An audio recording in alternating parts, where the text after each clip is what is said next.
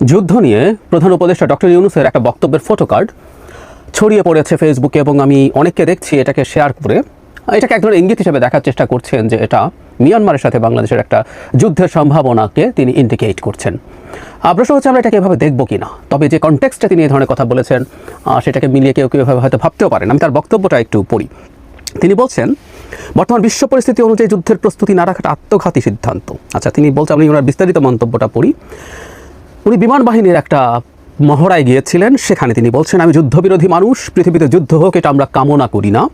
যুদ্ধ প্রস্তুতি অনেক সময় যুদ্ধের দিকে নিয়ে যায়, কাজে যুদ্ধ প্রস্তুতি নিয়েও ঘোরতর আপত্তি। কিন্তু এমন বিশ্বে আমরা বাস করি, প্রতিনিয়ত যুদ্ধের হুমকি আমাদের ঘিরে থাকে, তো সেখানে প্রস্তুতি না নিয়ে থাকা এটা অসম্ভব হয়ে পড়ে। তিনি আরও বলেন, কাজে এই পৃথিবীর মধ্যে যুদ্ধ প্রস্তুতি না নেওয়াটা আত্মঘাতী, প্রস্তুতি নিতে হলে আধাহাদি প্রস্তুতির কোনো জায়গা নেই।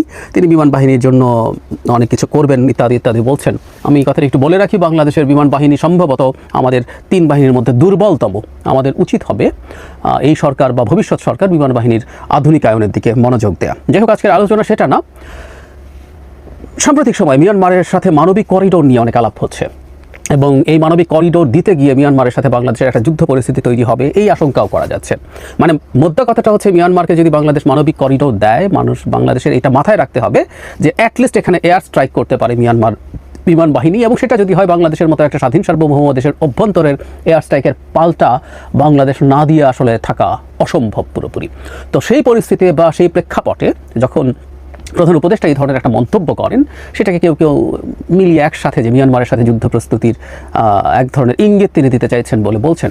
কিন্তু আমি ব্যক্তিগতভাবে মনে করি, আমরা যদি এভাবে খেয়াল করি, প্রধান উপদেষ্টা গেছেন একটা বাহিনীর মহড়ায়, বিমান বাহিনীর মহড়ায়, এবং সেই মহড়ায় তিনি যাবার পরে খুব স্বাভাবিকভাবে যুদ্ধের আলাপ আসবে। একটা কথা খুব সোজাসাপটা, আমরা যে কোনো বাহিনী, সেটা আমরা 3 বাহিনী, সেটা সেনাবাহিনী, বিমান বাহিনী বা নৌবাহিনী, আমরা আসলে রাখি, আমরা সেটাকে গ্রো করানোর চেষ্টা করি, জনবল বাড়াই, হার্ডওয়্যার বাড়াই, উদ্দেশ্য হচ্ছে যুদ্ধ করা। এরা যুদ্ধের বাহিনী, এরা পুলিশ নন।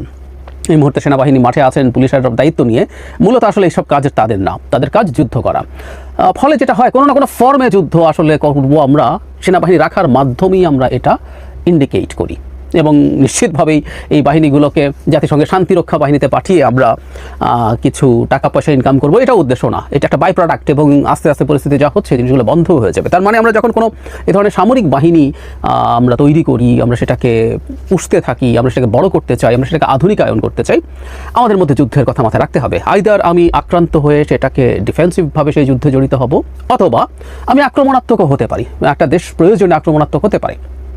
মিয়ানমারের সাথে আমরা কোনো পরিস্থিতিতে আক্রমণাত্মক, মানে আমরাই আগে অ্যাটাক করবো, সেই পরিস্থিতি হবে না, নট নেসেসারিলি। এটা ডিপেন্ড করে আমার স্বার্থ কী আছে, আমার স্ট্র্যাটেজি কী, এইসব নানান হিসাব নিকাশের ভিত্তিতে। ফলে এরকম একটা বাহিনীর মহড়ায় গিয়ে প্রধান উপদেষ্টা যুদ্ধ প্রস্তুতির কথা তো বলবেনই, কিন্তু ভাষাটা বেশ কঠোর ছিল।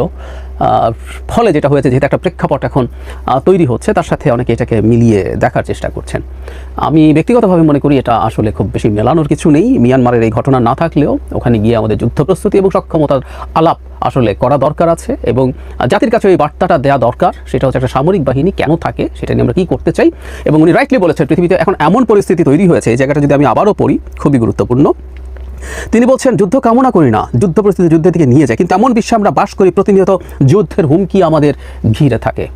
সত্যি তাই, এবং যুদ্ধই সম্ভবত সবচেয়ে প্রাচীনতম জিনিসগুলোর একটা, যেটা এখনও আছে, এটা ভবিষ্যতেও থাকবে। মানে কোনো না কোনো ফর্মের যুদ্ধ, যুদ্ধের ফর্ম পাল্টে গেছে, যুদ্ধের ধরন পাল্টে গেছে, কিন্তু কোনো না কোনো ফর্মের যুদ্ধ আসলে আছে। সেই আদিমকালেও যুদ্ধ আসলে ছিলই। সুতরাং কেউ যদি মনে করি পৃথিবীকে একটা যুদ্ধ মুক্ত পৃথিবী আমরা পেতে পারি, এটা ভুল। আর বিশেষ করে এখন যখন আমাদের এই ওয়ার্ল্ড অর্ডারটা পাল্টে যাচ্ছে, আমেরিকা এবং পশ্চিমাদের নেতৃত্বাধীন যে ওয়ার্ল্ড অর্ডার, সেটা ভেঙে পড়ছে, এবং বিশেষ করে যখন ট্রাম্পের মতো একজন একরকম উন্মাদ মানুষ বলবো ক্ষমতায় এসছেন, তখন এই ওয়ার্ল্ড অর্ডারটা পাল্টে যাওয়ার পরিস্থিতি খুব দ্রুত হচ্ছে। চায়না মাথা তুলছে, রাশিয়া ইউক্রেনে তার সাফল্য যেভাবে করতে পেরেছে, এদিকে আমাদের ভারত পাকিস্তানের মধ্যে কনফ্লিক্ট লেগে আছে, যে কোনো সময় যে কোনো দিকে যে কোনো ধরনের পরিস্থিতি তৈরি হতে পারে। সো সামনের পৃথিবী আরও বেশি ভলেটাইল হয়ে উঠবে, এবং আমিও ব্যক্তিগতভাবে মনে করি আমাদের প্রত্যেকটা বাহিনীর সক্ষমতা বৃদ্ধি করা দরকার, এবং যুদ্ধ প্রস্তুতি খুবই খুবই আধুনিক থাকা দরকার, কঠোর থাকা দরকার, আন্তরিক থাকা দরকার। তাই আমি তার এই বক্তব্যকে মিয়ানমারের এই সাথে যে এক্সিস্টিং পরিস্থিতি আছে তার সাথে খুব বেশি মেলাতে চাই না। এটা একটা স্বতন্ত্র বক্তব্য হিসেবে আমরা দেখব।